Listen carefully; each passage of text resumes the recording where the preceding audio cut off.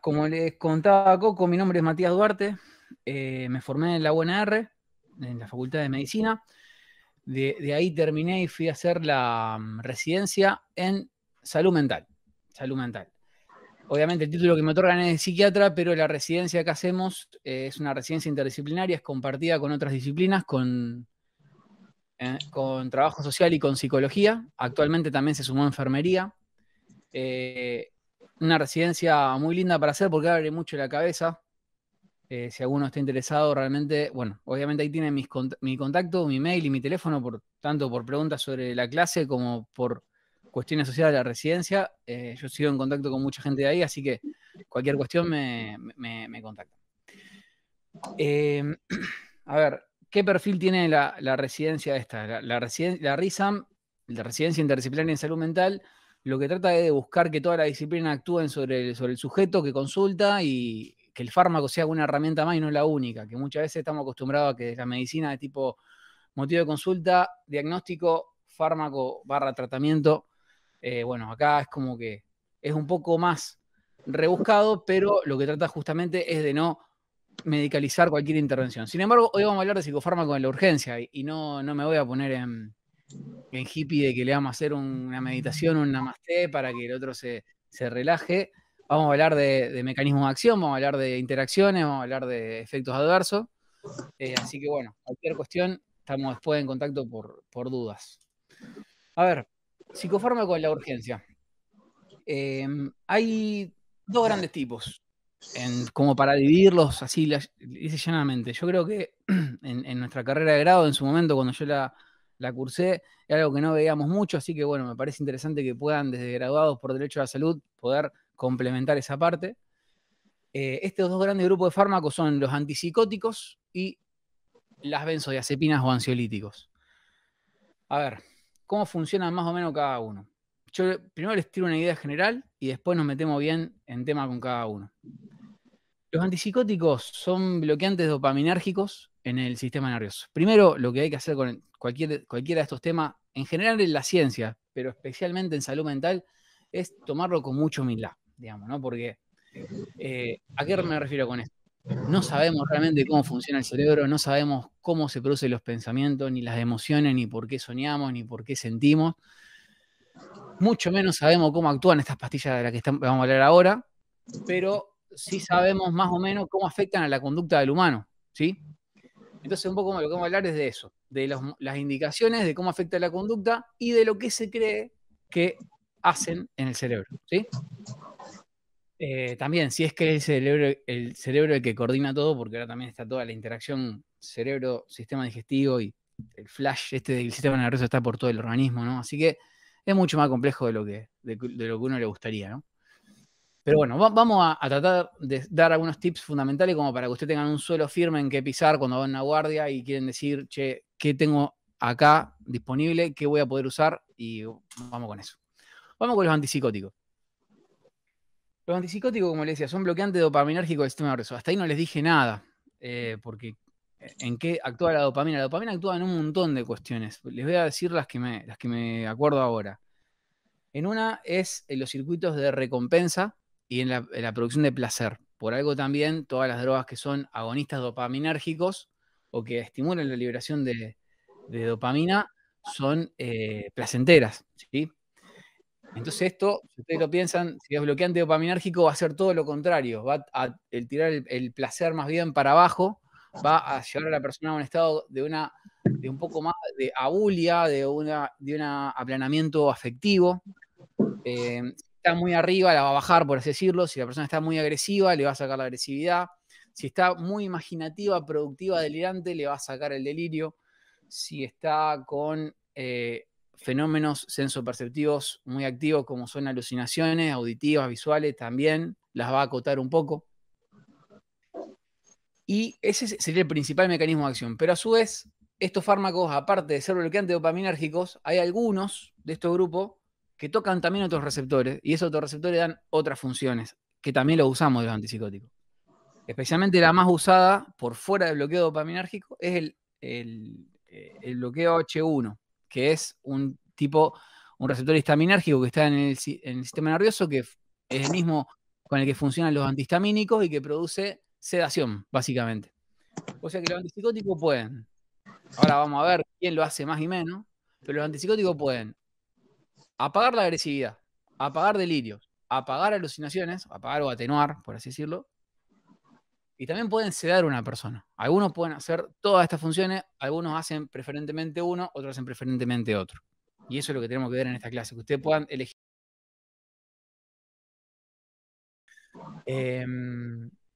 Bueno, vamos con algunos de los motivos de indicación de antipsicótico. Digo porque también voy a dar un pantallazo general de esquizofrenia, no voy a hablar de esquizofrenia claramente. Es una diapositiva, todos estos gráficos están sacados del CTO, para mí un libro de cabecera, muy, muy buen libro. Ha logrado el CTO tres cosas que para mí son muy difíciles de lograr en un libro de la docencia, que es lo breve, o sea, que sea resumido, que sea claro, sea fácil de leer y que sea actualizado. Así que es una muy buena guía. Podrán decir que para gente que no quiere estudiar, mentira. Es muy buen libro, si lo tienen, y si no están en todos lados para descargar, es muy buen libro. Y explica esquizofrenia, miren qué fácil que lo explica. Bueno, una enfermedad, una psicosis. Ven que acá lo que dice que según la duración se llama distinto, si es menos de un mes, psicosis breve, si uno 6 meses, esquizofreniforme, más de 6 meses, esquizofrenia. En realidad lo que tenemos que pensar es que para cualquier cuestión psicótica, sea breve, moderada o crónica, se usan los antipsicóticos. ¿Cómo evoluciona la esquizofrenia? Bueno, tiene dos tipos de síntomas, los positivos y los negativos. Los positivos, no quiere decir, esto no es un juicio de valor, no es que algo sea positivo bueno o negativo malo, sino que el positivo es como lo que sobresale, lo que se evidencia para afuera, lo que llama la atención, ¿no? El síntoma positivo es el psicótico, por así decirlo, o el activo, y son, a ver, las alucinaciones, los delirios, las conductas extrañas o desorganizadas. Con el catatonía prefiero no meterme porque es un tema como demasiado específico y en pasta. Las conductas extrañas o desorganizadas, o sea, ¿a qué me refiero con extraño desorganizado? Que alguien, por ejemplo, teniendo un baño en un lugar, haga piso, caca en la calle o en la vereda, que una persona que de pronto se para, está como en otro mundo y empieza a hacer movimientos y uno no entiende por qué. Bueno, eso es el cuadro bien florido de la persona con una psicosis, que es lo que más conocemos como locura, ¿sí? Los síntomas negativos, más bien, son los de aislamiento, los que hacen que la persona disminuya vaya en detrimento de las capacidades del sujeto. ¿Que cuáles son?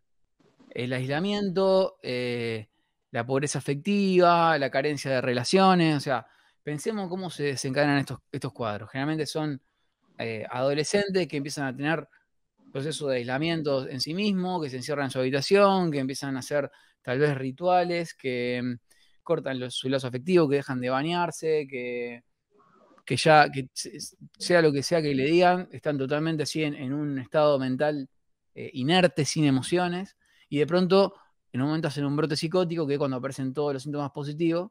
Entonces, cada barra de estas, ¿sí? Estas barras naranjas sería un brote, ¿sí? Que el brote se caracteriza por síntomas positivos, que son los más urgentes, porque son los que pueden llevar a la persona a ponerse en riesgo para sí o para terceros, ¿sí? Entonces, ¿por qué les explico todo esto? Porque ustedes pueden estar en una guardia tranquilamente y de pronto les cae un paciente que dicen, encontramos en la vía pública un paciente, qué sé yo, de aspecto inapropiado, de higiene escasa, que refiere estar escuchando voces y que se va a terminar el mundo, estaba en un estado de excitación psicomotriz, trajimos a la guardia. Plum. Entonces, ¿qué puede ser esto? Es un brote psicótico, muy probablemente. Puede ser un brote psicótico en esquizofrenia o puede ser un desencadenamiento o podría ser una intoxicación por una droga que dé un brote psicótico, pero en sí esa es la clínica que van a tener de ese paciente, ¿sí? Una clínica muy florida. Para estas cosas se usan los antipsicóticos. O sea, digo, ¿por qué digo esto? Porque si a esta persona ustedes le dan un clonazepam, un lorazepam, se van a dormir. Pero con esto, cuando el paciente se despierte, si le dan un antipsicótico cuando el paciente se despierte, se va a despertar mejor que un ansiolítico que se va a despertar y va a estar nuevamente delirante. Entonces, por eso es importante que puedan reconocer el cuadro, a quién dárselo. Si son antipsicóticos, se lo damos a psicosis de cualquier tipo. También se usan para el trastorno bipolar. El trastorno bipolar especialmente para la parte maníaca. Por eso acá el trastorno bipolar se caracteriza por alteración del estado de ánimo, tanto en exceso o, a ver, no vamos a decir exceso, vamos a decir hiperexcitación o euforia, y alternan esos episodios con episodios depresivos muy, muy graves. Generalmente los episodios depresivos del bipolar son mucho más graves que los de una depresión sin síntomas maníacos.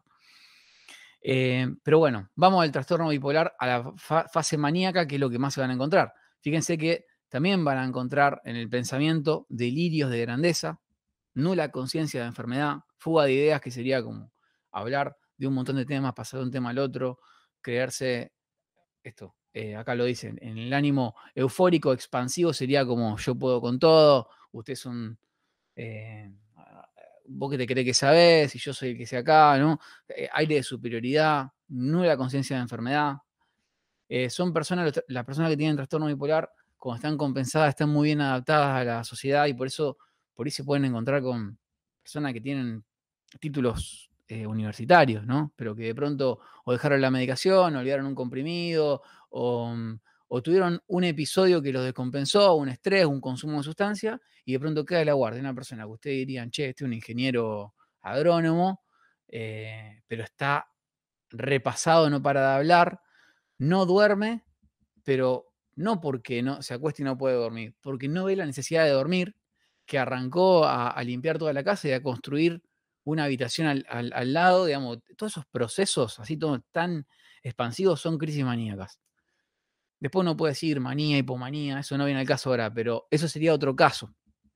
¿Por qué le digo esto? Porque se van a encontrar con una persona tal vez hipereufórica, hiperacelerada, pero que no está ansiosa, no es que viene con una crisis de ansiedad y dice, por favor, ayúdame, sino que está como que se come el mundo. Y a su vez no está delirante, no está en ese estado de aplanamiento afectivo. Entonces, no es ni una crisis de ansiedad ni una psicosis, que, bueno, puede ser un trastorno maníaco, ¿sí? Eso es una consulta por guardia, un tipo de consulta. Por suerte no son de las más comunes, pero podría sucederles, ¿sí? Bien, esto creo que es un dato muy interesante del maníaco, la menor necesidad de sueño, o sea, esta persona no duerme, lo voy a volver a repetir porque es algo muy característico, no porque no pueda, porque piensa en cosas que lo angustian, siente culpa, o porque se duerme y se despierta, sino porque no ve la necesidad de dormir, ¿no? En ese punto son como superhumanos, ¿sí? Bueno, y trastorno de la personalidad. Bueno, acá hay un poco de todo, ¿no? Pero voy a hablar de uno muy conocido que es el borderline, o el border, o trastorno de límite de la personalidad.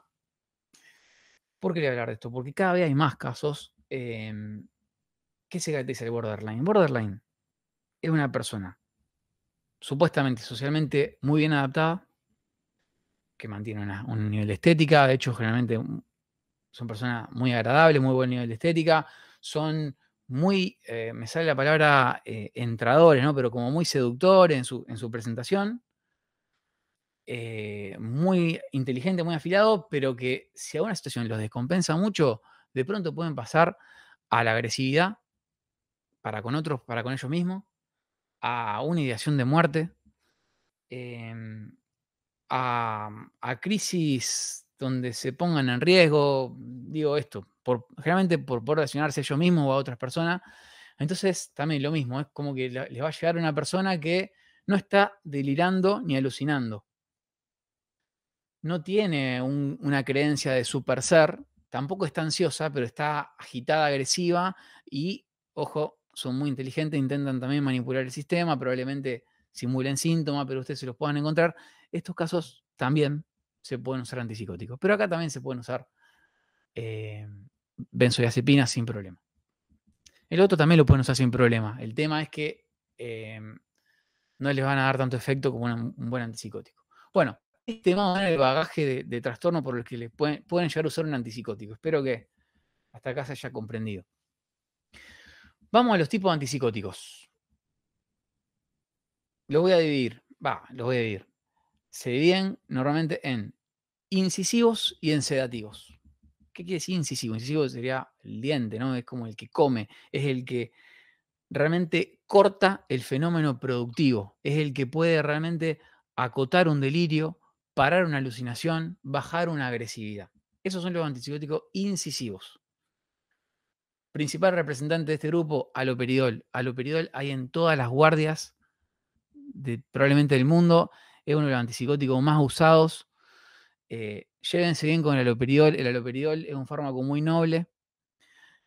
Primero voy a arrancar por la parte negativa para que le pierdan el miedo. Después vamos a hablar de la parte positiva. Lo peor que puede pasar con haloperidol, si le dan una dosis muy alta, que la persona tenga una contractura, generalmente cervical, un temblor, que esté como medio apagado, con un aplanamiento afectivo, pero con el tiempo el hígado de lava, eso desaparece.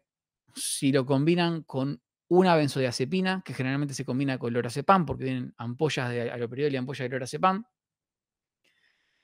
muchos de estos efectos adversos se atenúan. Entonces, es un muy buen fármaco para tener en cuenta, haloperidol. Pierdan el miedo. Como médico de guardia van a manejar cosas muchísimo más peligrosas. No sé, la metformina a mí me parece más peligrosa que el haloperidol. O sea, por decir un ejemplo. Entonces dijimos, haloperidol, antipsicótico incisivo. ¿Qué quiere decir? Es bueno para la agresividad, para la alucinación, para el delirio. El que le vamos a dar al brote psicótico de primera vez, al que viene con una esquizofrenia de larga data y dejó la medicación y vino con un brote, al que viene con un estado de excitación psicomotriz porque se dio un saque de merca y quedó re loco, al que fue a una fiesta electrónica, se clavó 3 éxtasis y cayó también re agresivo,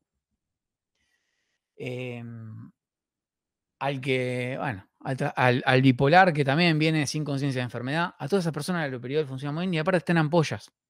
El haloperidol viene en ampollas en formato de solución acuosa de 5 miligramos y también viene en solución oleosa, que son de depósito, el decanoato de haloperidol.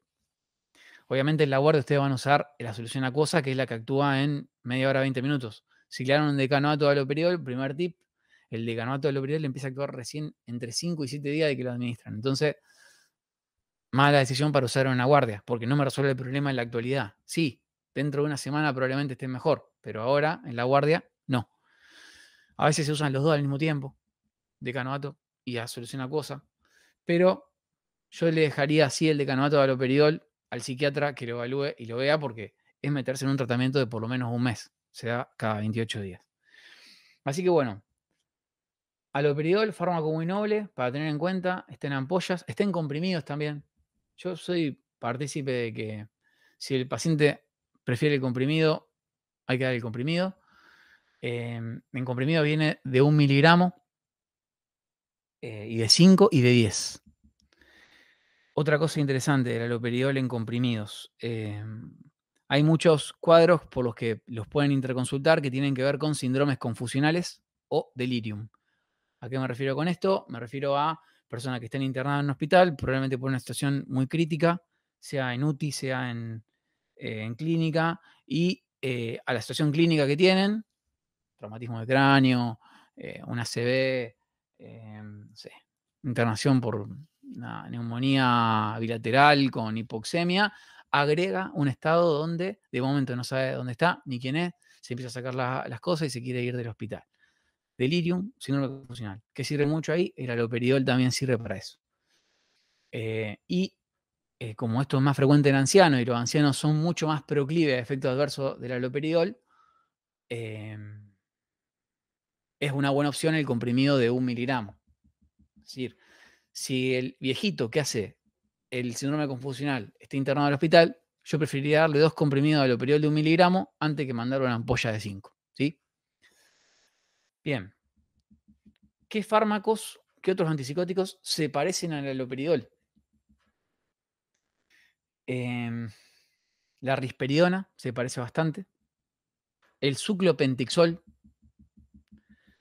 Esos dos son muy parecidos al haloperidol. Vamos al otro grupo. A los sedativos. ¿Para qué vamos a usar los antipsicóticos sedativos? Acá ya no para alguien que viene delirando, agresivo, creyéndose el rey del mundo. No, el sedativo es solamente para dormir. Entonces uno diría, uy, ¿por qué no le damos una benzodiazepina? Porque a veces con la benzodiazepina no alcanza y porque a veces la benzodiazepina está contraindicada porque la persona puede ser adicta al fármaco o porque tenga una cuestión, una patología pulmonar. Las benzodiazepinas deprimen el centro respiratorio, el bloqueo antihistamínico no. Entonces por eso se prefiere los antipsicóticos sedativos en ese caso. Bueno, entonces ¿para qué lo vamos a usar? Para producir somnolencia. Entonces ustedes me dirán, no, pero mirá que ahí también dice que la clorpromacina tiene bloqueo de 2. Sí, es cierto. Pero para que este bloqueo de 2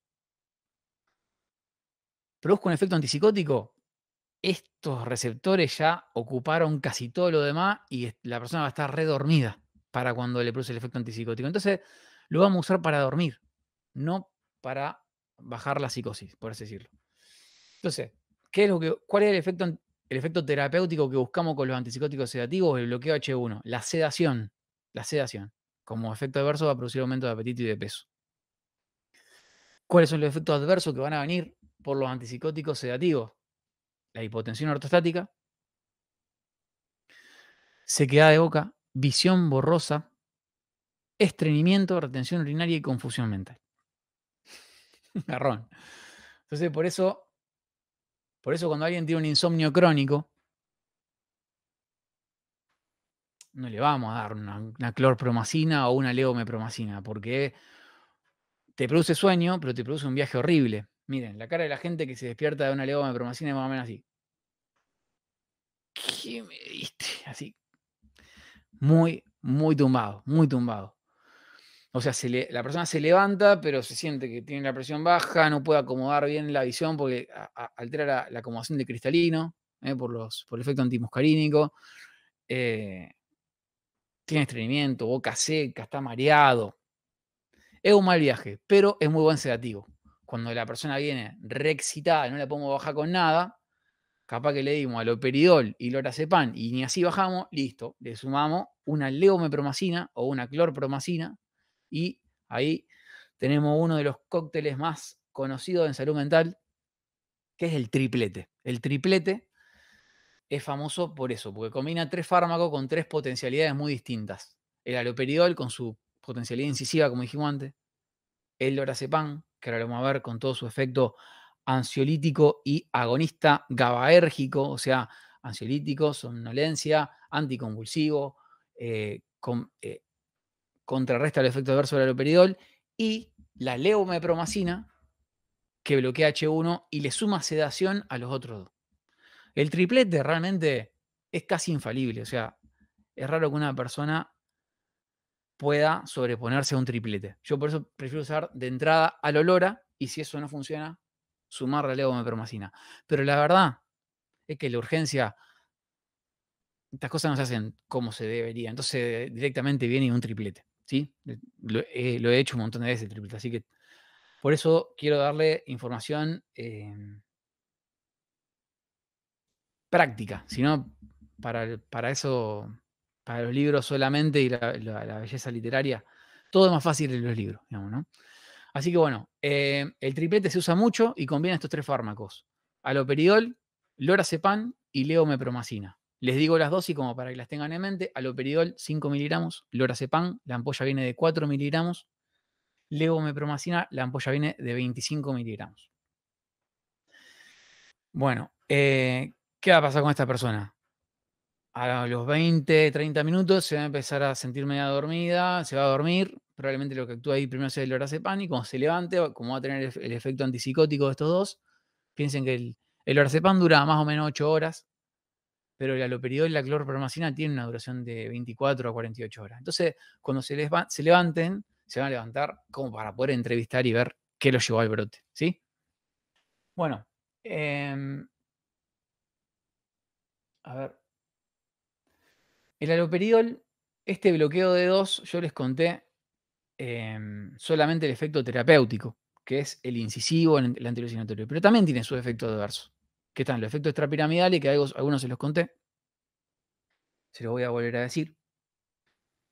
Pensemos que la dopamina, por lo que se sabe, participa en la vía motriz secundaria, que es la que regula el movimiento voluntario. Entonces, bueno, cuando eso se bloquea, produce un efecto parecido al que da el Parkinson, un parkinsonismo, un temblor. Generalmente se ve en las manos, distal. Otro efecto adverso es la contractura muscular. ¿Sí? Generalmente, como les dije, los músculos del cuello y la cara. Me acuerdo una vez de un paciente que tenía una contractura de la lengua, muy, muy loco. Eso era así, era el efecto que hacía.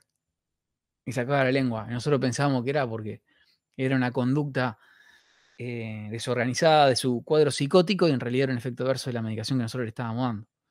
Entonces, contractura en el cuello, en la lengua, en la cara, tics puede dar. Siempre mientras dura el efecto, no es que esto va a quedar crónico, ¿no? Los temblores y otro que se llama acaticia. La acaticia suele más bien aparecer en tratamientos crónicos. Ustedes no lo van a ver porque van a tratarlo en la urgencia, pero sí se pueden encontrar con personas que vienen tratadas con estos fármacos y que lo tienen. La acaticia es como la imposibilidad de estar quieto en un solo lugar. La persona está así y mueve la pierna, tic, tic, tic, tic, así como se ve la rodillita que sube y baja, se levanta, camina hasta una parte de la consulta, se vuelve a sentar y dice, che, ¿qué te pasa? ¿Estás nervioso? No, se sienta y da, tic, tic, tic, tic, tic, tic. Bueno, eso es la acaticia. Bueno, esos son los efectos extrapiramidales en general. Y también puede producir un aumento de la prolactina. Si ustedes se acuerdan, la dopamina en el eje hipotálamo hipofisario era el PIF, el péptido inhibidor. Ya me estoy olvidando un montón de cosas. Qué loco. Bueno, era el que básicamente el que inhibía la secreción de prolactina. ¿Se acuerdan que era una de las pocas secreciones que estaba constantemente inhibida y de pronto, si eso se cortaba, se empezaba a liberar la prolactina? Entonces, si nosotros bloqueamos ese receptor, la prolactina empieza a liberarse. Esto, prolactina, ¿qué me importa en esto? Bueno, esto en tratamientos crónicos puede dar, en personas que toman antipsicóticos de tipo incisivo, secreción láctea por el pezón, o pueden dar desmineralización ósea, la prolactina también actúa desmineralizando el hueso, o pueden dar esterilidad. Así que, bueno, por eso también se los cuento.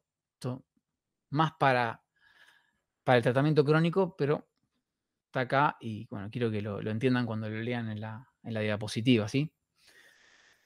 Bueno, entonces dijimos, sedantes e incisivos. Los sedantes, la levomepromacina, que es el que más se usa, lo va a dormir, pero le va a dar hipotensión, sedación, aumento de peso, esto más bien también a largo plazo, y no produce tanto extrapiramidalismo. Esto está interesante porque si usted tiene una persona que viene con una agitación psicomotriz en contexto de consumo de cocaína, por ejemplo, y ya viene con contracturas, ¿no? Está así con todo trabado.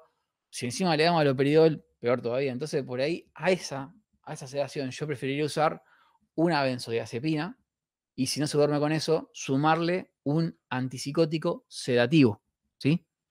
Una levomepromacina. Entonces, por eso acá dice menos extrapiramidalismo.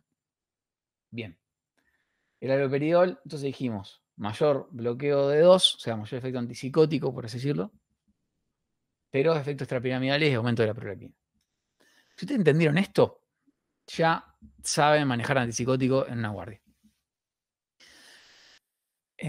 Así que bueno, vamos a ver algunas cuestiones. Esto ya lo dijimos. Bueno, ahí está. Los antipsicóticos se dividen en dos tipos. Esto ya es bastante profundo, pero bueno, son de dos tipos: la primera generación y la segunda generación.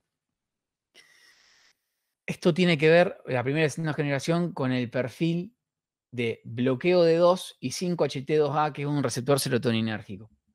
Se empezó a ver que los antipsicóticos que combinaban el bloqueo de 2 con el bloqueo de serotonina producían menos síndromes extrapiramidales que los que solamente bloquean de 2. ¿Sí? Entonces se empezó a... Porque ¿cuál es el problema de todas estas cosas? Empezaron a tratar la psicosis y perfecto, la persona ya no delira más y no está por la calle en bola, pero está con un temblor así todo el tiempo, está duro, camina y no mueve los brazos, se contractura cada tanto, no habla nunca. Entonces, bueno, digamos, ¿qué es calidad de vida para esa persona? apareció el antipsicótico de segunda generación. Los antipsicóticos de segunda generación también bloquean D2, pero bloquean este otro receptor y por una vía que no hace falta mencionar ahora, producen una atenuación de los síntomas psicóticos, pero no producen tanto efectos extrapiramidales. Y la persona puede estar más suelta y mejor. Por eso son claramente los que más usamos los psiquiatras para tratamiento crónico. Yo haloperidol, el tratamiento crónico, salvo que el paciente no adhiera a un esquema y uno tenga que usar un decanoato, o salvo que la persona que esté en tratamiento sea una persona embarazada o lactancia, que ahí se indique el haloperidol, generalmente usamos de segunda generación. ¿Cuáles son los de segunda generación? Decino, pues, hiciste mucha propaganda y queremos conocerlo. Bueno, son la risperidona,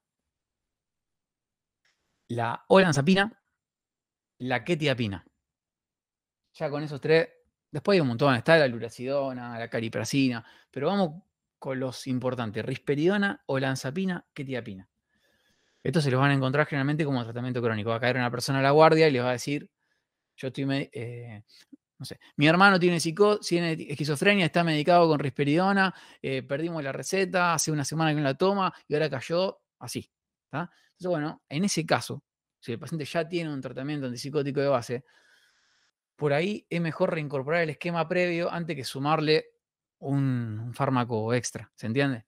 Es decir, si la persona tiene un brote psicótico en contexto de una esquizofrenia ya tratada, yo le daría una dosis del fármaco que está tomando. Capaz un poco más alta de la que toma habitualmente, pero usaría eso. Bueno, entonces, básicamente los de segunda generación son menos tóxicos o menos efectos adversos. Actúan la eficacia sobre síntomas positivos, pero también, como tienen este bloqueo 5-HT, o sea, en los receptores de serotonina, también actúan los efectos negativos.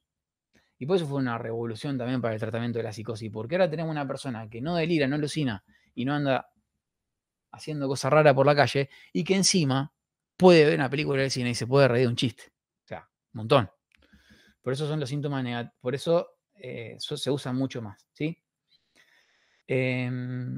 Bueno, pero fíjense que los antipsicóticos de segunda generación son un poco una combinación de los otros dos que le hablé antes, de incisivos y sedativos. Es decir, casi todos los antipsicóticos de segunda generación producen, aparte de bajar las alucinaciones, sedación, síntomas anticolinérgicos y aumento de peso.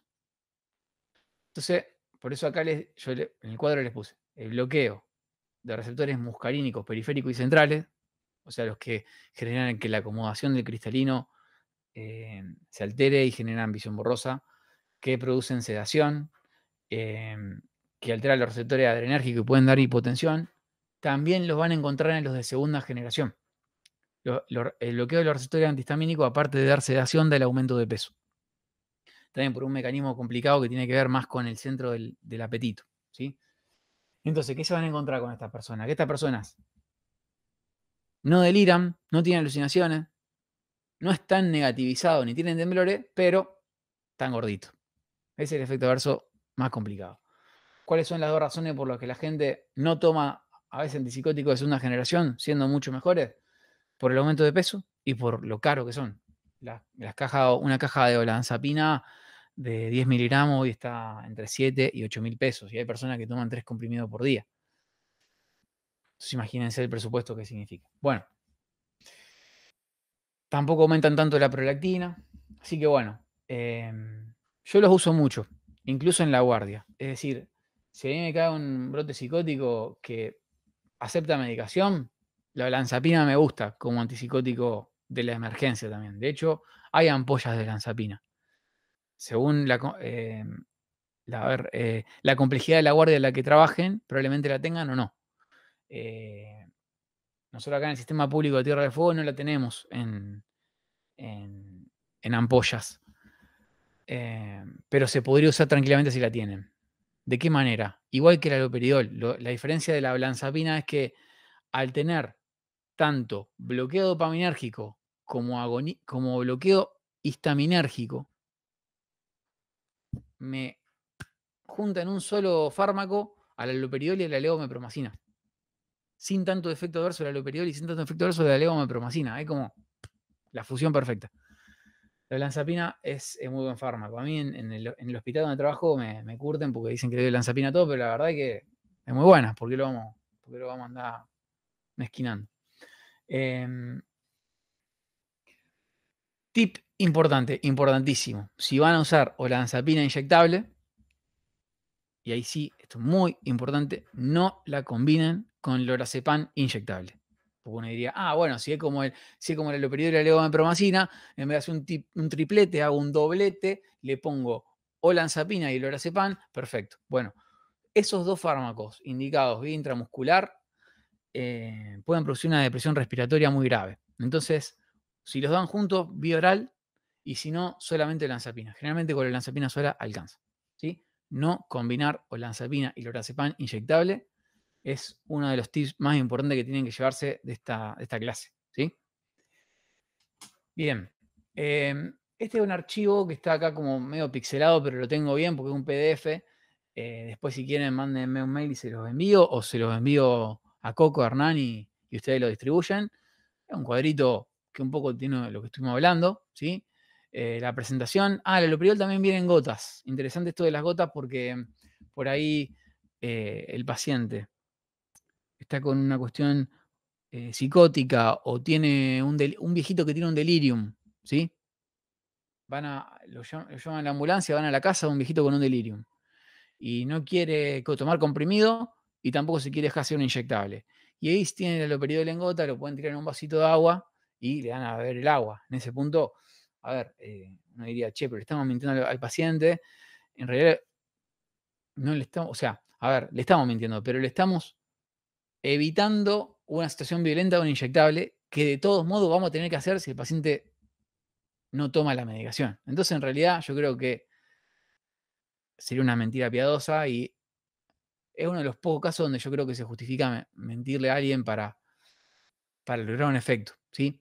Yo no soy partícipe para nada de que, no, te vamos a internar para un ratito y nada más para ver cómo tener los signos vitales y después atarlo. No, para mí las cosas que se declara, esta frase de que los locos son locos pero no boludo, es tal cual. Los locos leen el lenguaje corporal de una manera muy intuitiva, probablemente mucho mejor que nosotros, y cuando uno miente se nota al toque. Y el loco valora la sinceridad, valora mucho la sinceridad. Entonces usted le dice, mira, por cómo estás, yo no puedo hacer otra cosa que hacerte una medicación porque tengo este oficio judicial, por cómo te ve tu familia, porque la ley de salud mental me avala.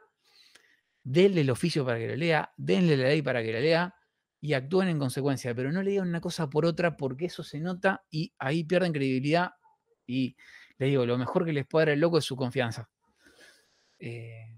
Nada, si quieren después, en otro momento podemos hablar de estas cuestiones. Por ahí, hoy tenemos que enfocarnos más en las cuestiones farmacológicas, pero traten de no mentirle a los pacientes. Me parece un buen consejo también. Bueno, la ampolla de 5 miligramos. Bueno, acá está en excitación psicomotriz, porque esta es una clase que de excitación psicomotriz, pero más o menos son las dosis que se manejan, de 0,5 a 5 miligramos por dosis. Si me decís, che, ¿cuánto sería la dosis máxima que podemos hacer de haloperidol a una persona? A ver, en vía oral, en tratamientos crónicos, yo llego a usar 30 miligramos por día. Para que una crisis ceda, como generalmente la combinamos con haloperidol y levomepromacina, generalmente no son necesarios más de 15 miligramos, o sea, más de 3 tripletes. No he visto cuerpo humano que supere 2 tripletes, sinceramente. Poca experiencia, pero bastante. Yo creo que generalmente 2 tripletes es como ya un montón de medicación. O sea, hagan un triplete, esperen 20, 30, 40 minutos, y si no, segundo triplete, y ya está. Espérenlo, porque ya con eso va a ser suficiente. Bueno, esto es lo que hablamos. Esto, dato interesante, los antipsicóticos por lo general disminuyen el umbral convulsivo. Entonces también hay que tener cuidado en las personas que tienen antecedentes de convulsión. Ahí hay que evaluar el riesgo-beneficio como todo. Y también sepamos que si lo combinamos con lorazepam, este efecto adverso se contrarresta bastante, porque para una convulsión vamos a dar benzodiazepina, entonces está bueno. Bueno,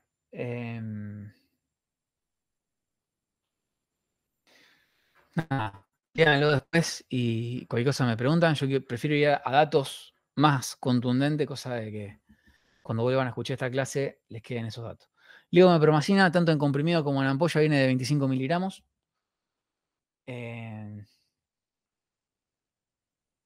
Bueno, acá dice muy sedativo, hipotensión, efecto colinérgico, prolongación del QT.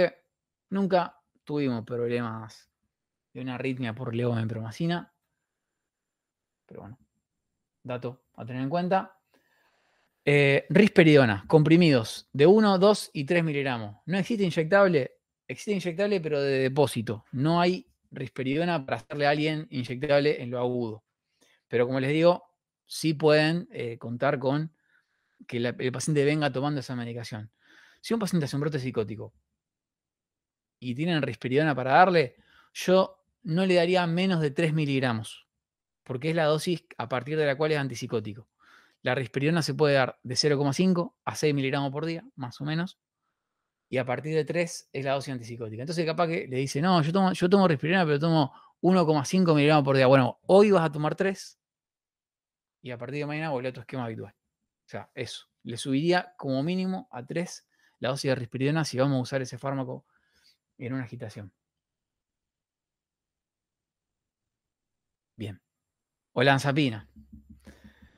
Olanzapina, bueno, la ampolla viene de 10 miligramos, los comprimidos vienen de, a veces vienen de 2,5, pero los que más vienen es de 5 y de 10 miligramos.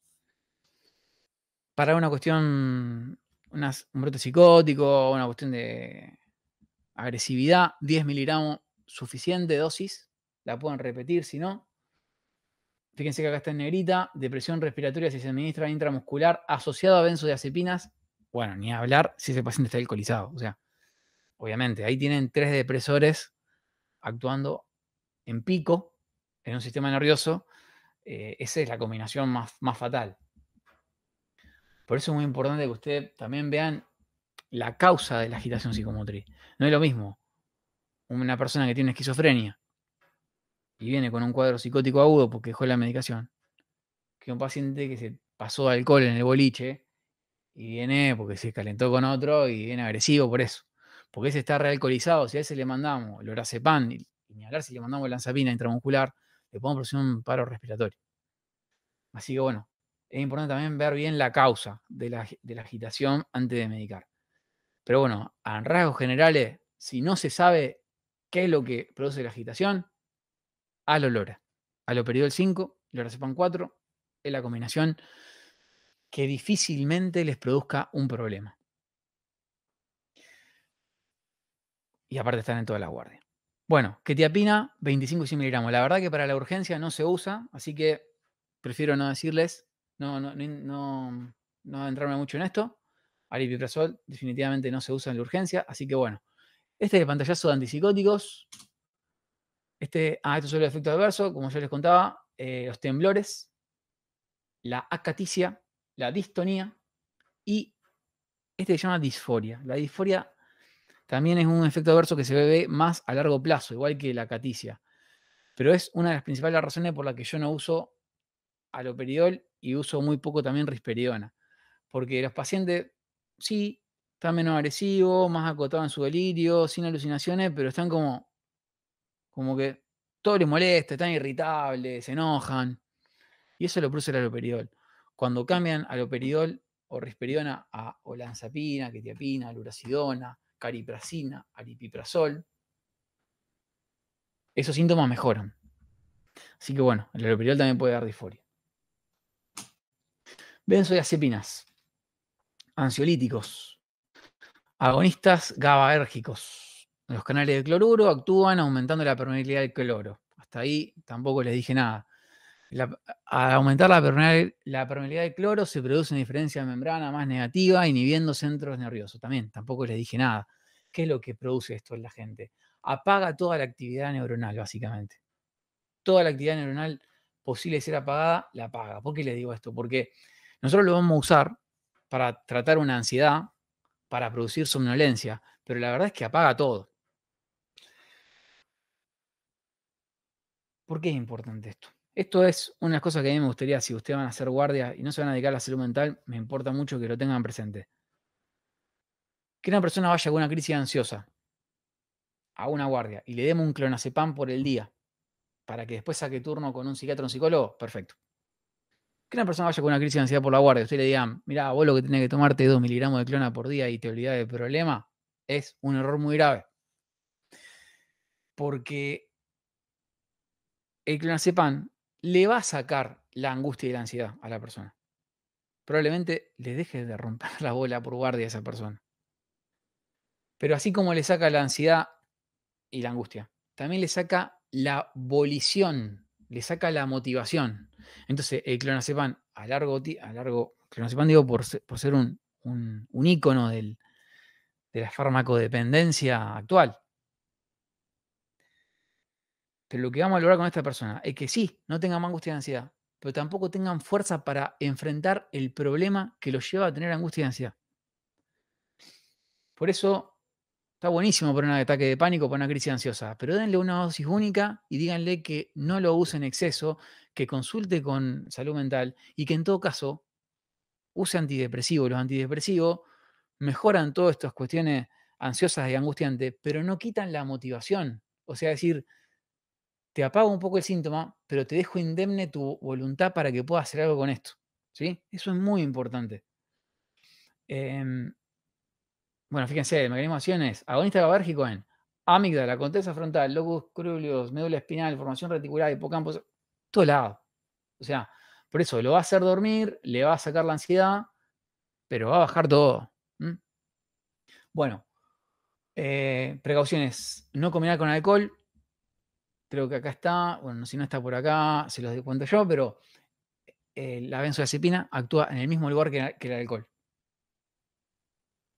Esto le da varios datos, porque es muy fácil predecir el comportamiento como fármaco, porque todos nos hemos escabiado en algún momento y capaz que algunos sí o no han entrado tal vez en un consumo diario de alcohol. ¿Y saben lo que produce? El consumo diario de alcohol, uno se olvida de los problemas, está menos ansioso, tal vez duerme un poco mejor, tal vez. Pero después tiene efecto resaca, o sea, otro día se levanta medio mareado, medio cansado. Después, sin el alcohol, los síntomas ansiosos vuelven a aparecer.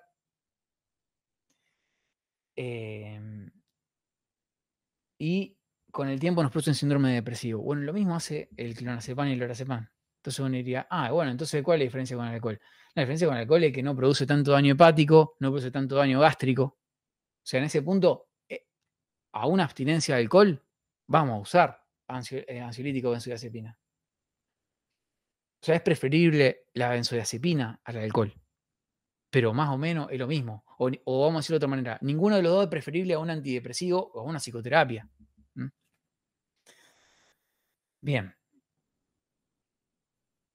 Así como el alcohol puede dar una abstinencia, el clonazepam, o sea, las benzodiazepinas también pueden darlo. Especialmente si hay una discontinuación brusca. Tampoco podría manejarlo de la toma porque disminuye los reflejos y es potencialmente adictivo. ¿Sí?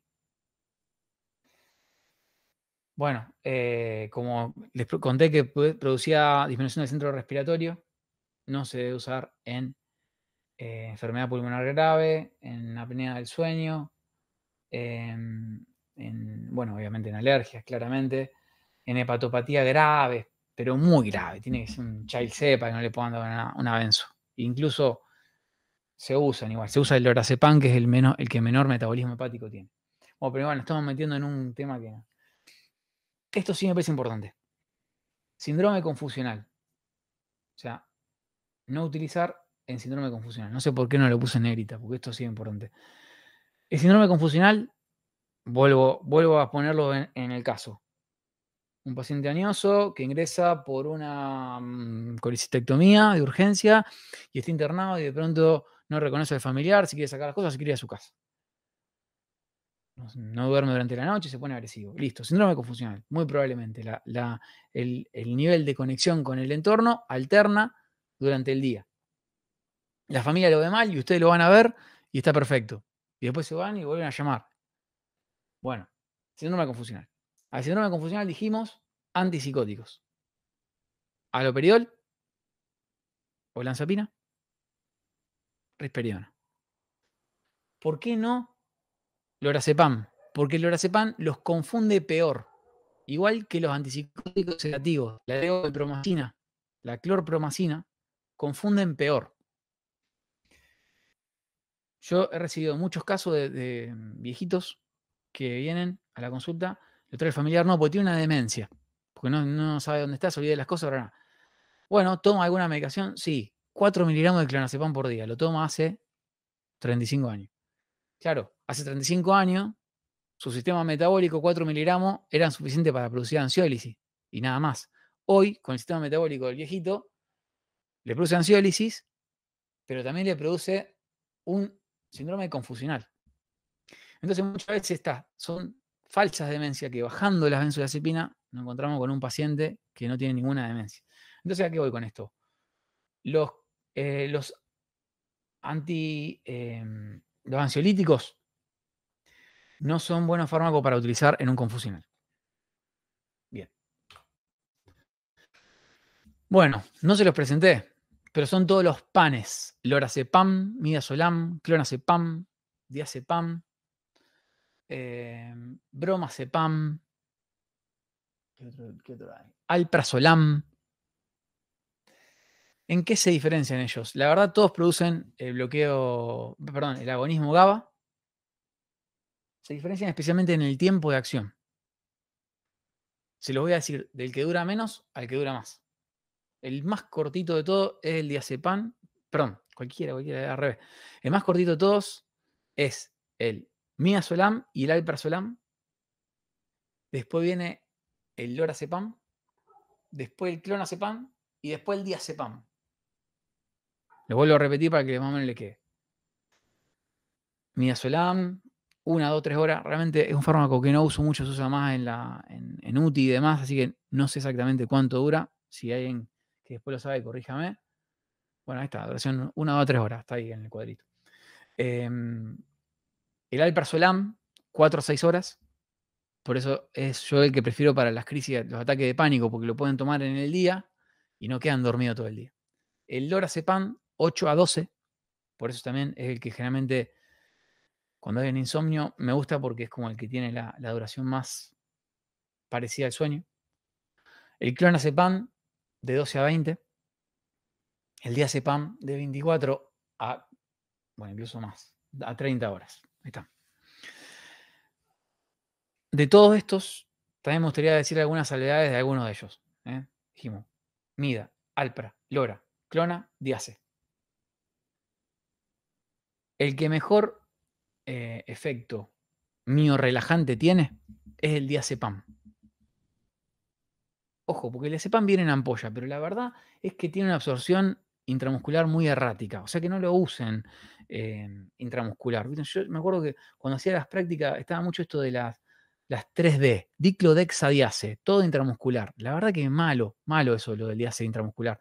El diace debería usarse en todo caso endovenoso para una convulsión o vía oral, pero no intramuscular. Es uno de los mejores miorelajantes, digo, porque hay veces que el paciente viene con una contractura y tal vez no está tan ansioso o no tiene tanto insomnio y es preferible el diazepam vía oral.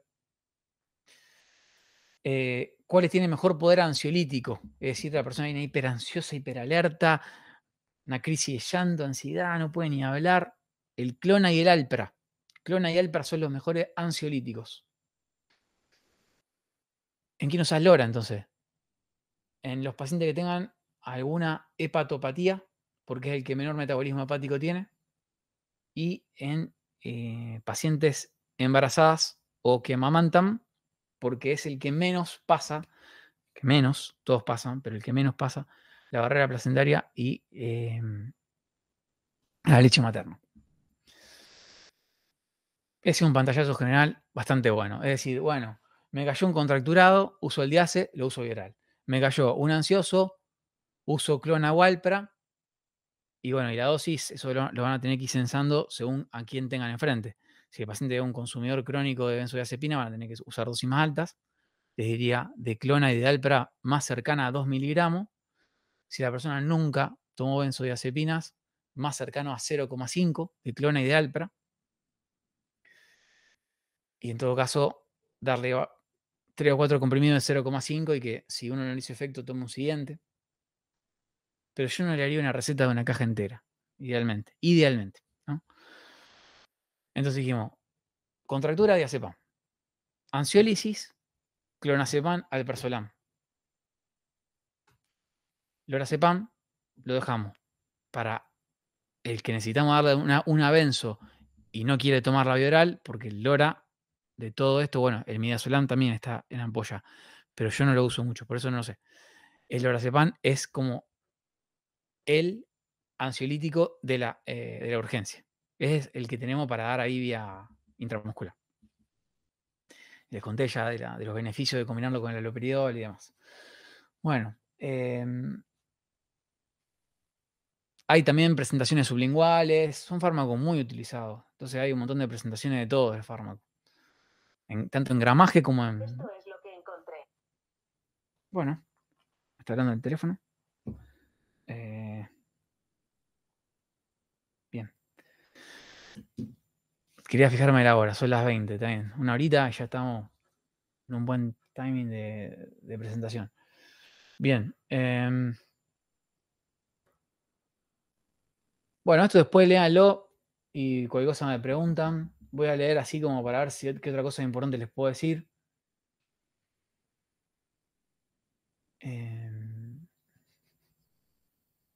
Es normal que la persona que se despierta de una sedación por ansiolíticos o benzodiazepinas tenga olvido de la situación previa, porque alteran la memoria, la percepción de la memoria.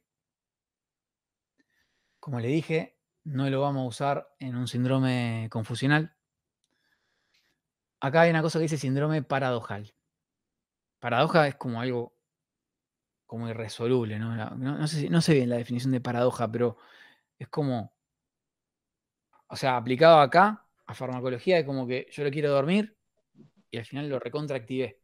Como que ¿Y tiene eso el por qué? efecto contrario, ¿no? El efecto contrario Claro, a lo que se espera. exacto, exactamente, es el efecto contrario. El síndrome paradojal, ¿por qué se produce? Porque como el ansiolítico inhibe todo, una de las primeras cosas que inhibe es a las áreas, o sea, puede inhibir a las áreas que nos inhiben, es decir, a las que nos mantienen siendo una persona más o menos rescatada, sociable. Entonces, si eso se inhibe primero, bueno, hay desenfreno, que es lo que pasa con la primera parte de un estado de ebriedad, digamos, ¿sí?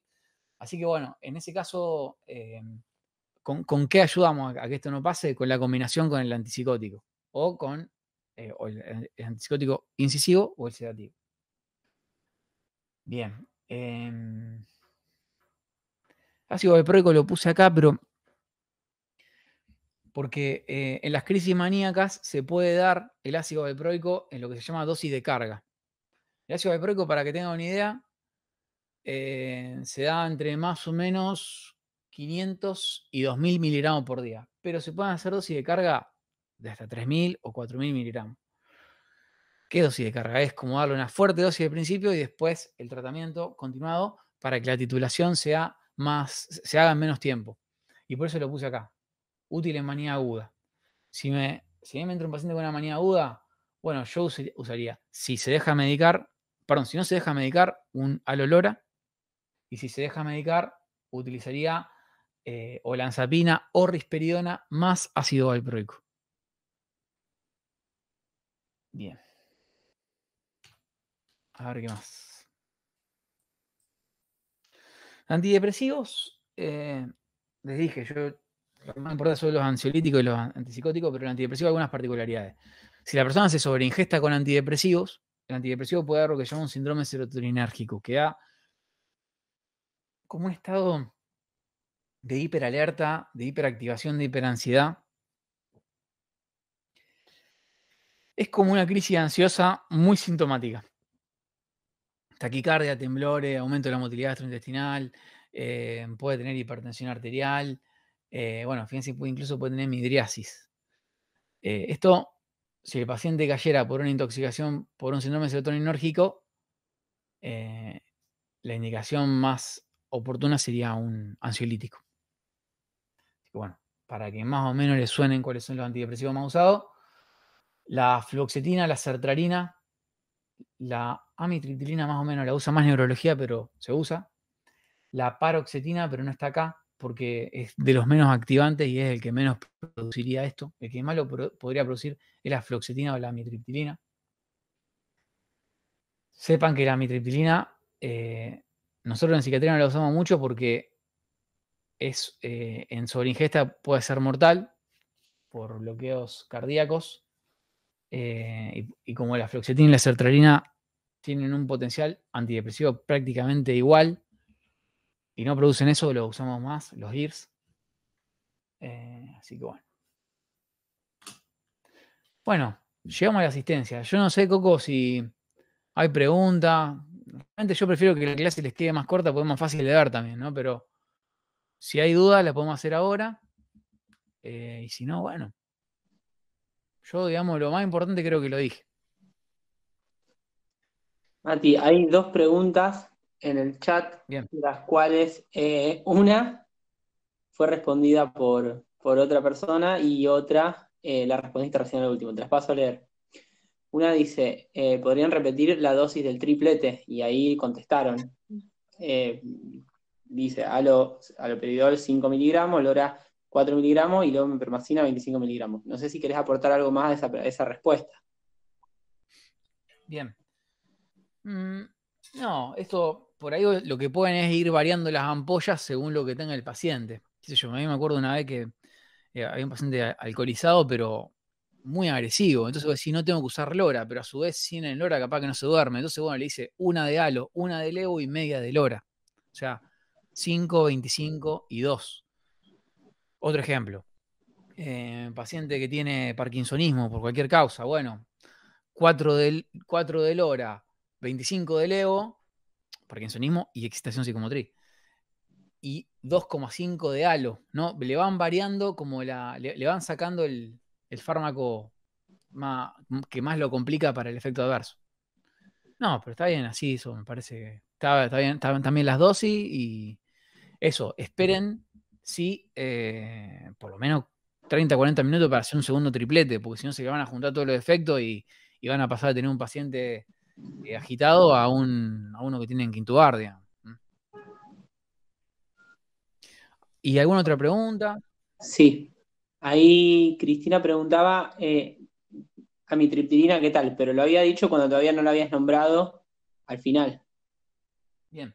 La amitriptilina es o sea, si el paciente tiene adherencia al tratamiento y le respeta la indicación, es excelente antidepresivo. De hecho, es de los mejores, o sea, en lo que es el estado de ánimo.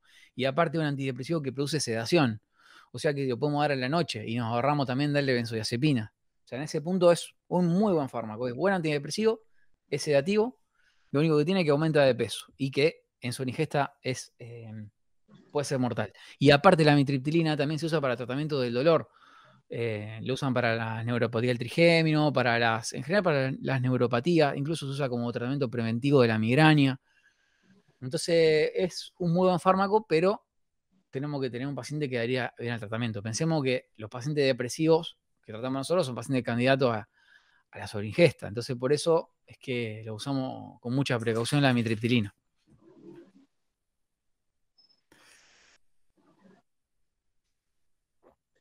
Bueno, Mati, por ahora no hay más preguntas. Igual llega un poquito tarde el chat. Así que no sé si querés contar algo más vos, si no, esperamos un ratito y estuvo, pero me encantaría que puedan decir, pero para mí estuvo re claro, nunca tuve una clase tan práctica, tan clara de este tema que nos resulta re complejo. Va, vos pasaste por la facu y que como que queda muy duro en los libros y bueno, y como que hacía la práctica, nada, re bien. Ahí, Sí, sí, tal cual. A mí lo que me gustaría transmitir eso es pierda el miedo a estos fármacos, porque yo lo que noto es que nosotros estamos, no, qué sé yo, un antipsicótico, y manejan ustedes fármacos mucho más complejos. Entonces, y estos fármacos son muy útiles porque resuelven cosas muy graves, una crisis ansiosa, una excitación psicomotriz. Así que nada, eso. Conozcan el perfil de efecto adverso, sepan qué efecto adverso pueden tener, y de ahí todo lo que no sea efecto adverso es beneficio. Fíjense que ninguno de estos fármacos, salvo todo lo que le conté del lorazepam, la olanzapina, va a llevar a la muerte a alguien, salvo por el paro de centro respiratorio. A lo sumo estará contracturado, con un temblor, unas horas, y después se le pasa. O sea, no es algo grave, ¿sí? Bueno, me alegro que sirva. Ojalá que después haya más preguntas ahí en el chat. Hay Y una más, hay una más. Dice, ¿los inductores rápidos del sueño pueden ser coadyuvantes en estos casos? bien, inductores del sueño, entiendo que se refiere a solpidem y a sopiclona. Si la persona está ahí, que por favor comente así, yo sé que estoy hablando de lo mismo. Te digo en un Eh, ratito. dale. El solpidem, o sea, ¿para qué se usan los inductores del sueño? Solamente para dormir. O sea, son muy parecidos a las benzodiazepinas, pero son solamente hipnóticos y no son ansiolíticos. Entonces está bueno porque no generan dependencia, porque solamente sirven para dormir y generalmente los efectos de resaca son menores. Entonces, yo cuando el tratamiento es pura y exclusivamente de insomnio, uso inductores del sueño. De hecho, cuando yo no puedo dormir, uso inductores del sueño. Solpidem, 10 miligramos, es un fármaco que se da solamente esa dosis. Algunos dan 5, pero la verdad que la dosis es 10. Y si con 10 no funciona, se cambia de fármaco. La esopiclona. ¿Qué tiene el solpidem? El solpidem tiene una vida media muy corta, dura 2, 3, 4 horas. Eso lo vuelve un fármaco bueno para un insomnio de mantenimiento, porque si yo me duermo a las 11 y me despierto a las 2 de la mañana, sí, me puedo tomar un solpidem y a las 8 puedo estar activo. Pero lo vuelve un mal fármaco si yo tengo un insomnio mixto, o sea, si no me puedo dormir y tampoco mantener, porque ahí me lo tomo y me levanto a las 4 o 5 de la mañana. Me lo tomo a las 11 y me levanto a las 4 o 5 de la mañana. Entonces, cuando el insomnio es mixto, es de conciliación y de mantenimiento, la esopiclona es mejor fármaco porque tiene el mismo efecto que el solpidem, pero por ser un metabolito, tiene mayor vida media, por una cuestión del metabolismo hepático. Se usa 1, 2 y 3 miligramos. 2,5, 2 miligramos, generalmente suficiente para un descanso de 8 horas. Coco, confirmame si estamos hablando de esto Confirmado, mismo. confirmado. Bien. Claro, yo no me olvidé, pero el insomnio es un motivo de consulta también en la guardia. Es una muy buena práctica. Ahí sí, si alguien va por insomnio en la guardia, dar solpidem en lugar de clonazepam. Muy buena práctica, porque ahí difícil que alguien quede adicto al. A ver, lo más adictivo de lo ansiolítico es que apaga el componente ansioso. Entonces, justamente, al dar un inductor que no toca esa vía, porque en realidad es como que actúa sobre uno de los GABA, o sea, esto cada vez se amplía más, ¿no? Pero hay GABA 1, GABA 2, entonces los ansiolíticos actúan sobre los dos y los inductores sobre uno solo de los dos, entonces solamente duerme y no produce ansiedad, y no produce ansiólisis, entonces bueno. Por eso sería de buena práctica para un insomnio usar solpidem o esopiclona. Bueno, esta persona que había preguntado antes, como que aclara mejor la pregunta y dice, me refería como una terapia rápida hasta que los fármacos del triplete puedan hacer efecto. Bien, buenísima pregunta. Los inductores del sueño son muy buenos porque son muy sanos, pero son malos porque son suavecitos. O sea, es para insomnios y para estados de agitación leves. Entonces, o sea, darle un solpidem está buena la palabra, la pregunta, porque la palabra inductor ahí es lo que debe complicar. Porque uno dice, bueno, inductor, mientras espero el triplete, lo induzco y le acelero. No. Inductor del sueño es que es un fármaco que ayuda a dormir. Pero no va a acelerar el efecto de bajar una agitación de un triplete. Probablemente el solpidem no le da absolutamente nada de nada. Así que me parecería al pedo indicarlo antes de un triplete. Ahí está la pregunta, creo que ahí la pude responder. Bueno, ahí otra de las chicas pone, ¿es correcto entonces decir que preferimos solpidem para insomnio de consolidación y esopiclona para insomnio mixto? Y solpidem para insomnio de mantenimiento o de conciliación, sí. De Y conciliación. esopiclona para insomnio. Perfecto, perfecto la conclusión que sacó. Excelente. Bueno, mientras que esperamos si hay alguna otra pregunta, te digo, Bernardo Mérez dice grandes matis, al principio esto, ¿eh? Nicolás Un Bonantini saludo, decía, Berna. esperando ansioso la clase del doctor Duarte. Acá me mandó un mensaje, estoy haciendo el aguante de YouTube. Mm. Grande, Nico. Excelente clase, fue una clase muy buena, muchas gracias. Bueno, gracias, gracias, gracias. Bueno, ya la gente está agradeciendo. Bueno, espectacular. Así que bueno, Mati, sí, la verdad, está bien. Cortemos acá. A buen entendedor, pocas palabras, así que Sí, sí, cortemos sí, acá, sí. aparte un video más fácil de ver después. Si no, queda un video de 2 horas y media, si no. Sí, sí. Escúchame, esta es la última pregunta, porque entró Sí, recién. obvio. Entró sobre la chicharra. ¿Podrías repetir la conducta en los casos de síndrome confusional? Bien Bien, sintético. bien. Síndrome confusional. Entonces dijimos, paciente que entra por una causa orgánica generalmente y que en el contexto de la internación, porque generalmente es en internación, aparece una, una, una alteración de la conciencia alternante. Esto es lo típico, porque uno diría, pero la demencia también tiene olvido, desorientación, pero el confusional lo tiene por un ratito y después retorna, ¿sí?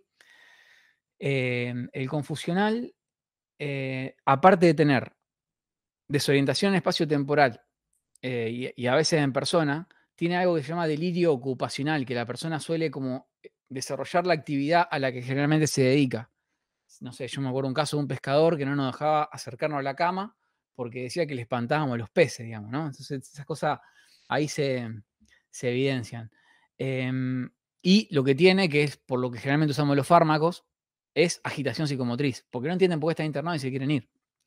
Entonces, si la persona puede tomar un fármaco bioral, yo usaría aloperidol, si es un adulto mayor, olanzapina si tiene alguna comorbilidad con algún tipo de temblor, o sea, si es alguien que tiene Parkinson o alguien que tiene, no sé, algún grado de contractura. Bueno, me acuerdo que lo usábamos también, me acuerdo en el Baigorria, que laborábamos mucho con traumatología y necesitábamos para la operación que los músculos estén laxos, entonces tratábamos de usar antipsicóticos tal vez que no produzcan tanta contractura.